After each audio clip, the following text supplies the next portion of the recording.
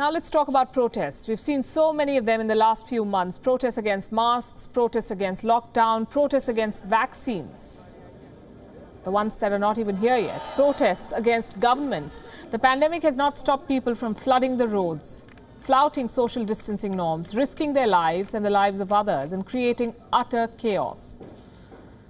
We have questioned the timing of these protests many a time on this show. Many of you have written to us saying that protests are integral to a democracy and banning them would be interfering with people's freedom of expression. Fair point, and we are all for the freedom of expression. But there is a time and place for everything, and protests are no exception. Let me tell you what is making headlines in Israel today. The Israeli parliament has approved a law restricting protests during the Wuhan virus lockdown.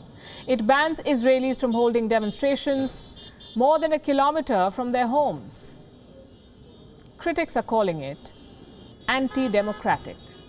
What about the health crisis that these protests pose? Are they discounting it? And about the move being quote-unquote anti-democratic, I want to make a little case tonight, and this is not in favor of Israel or the government of Prime Minister Benjamin Netanyahu. It is in favor of democracy and the right to life. You see, Israel is one of the most resilient democracies of our times.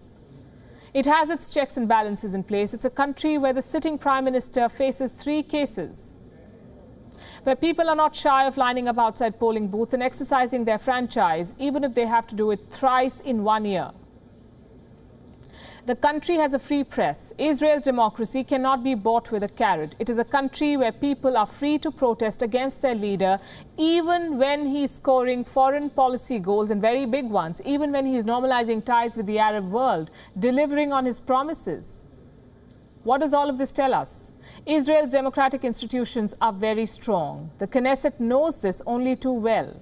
While Israeli lawmakers respect the voters' freedom of expression, they also need to legislate to safeguard people's right to life. Because our freedom of expression cannot be an excuse to put lives at risk and deny people their most fundamental right, the right to life. So I'll end with this. It needs a strong democracy to legislate according to the need of the hour. Thank you for watching Gravitas on WION's YouTube channel. If you want to stay up to date with what's happening around the world, then subscribe to our channel and don't forget to like and share. Thank you very much for watching WION. World is One.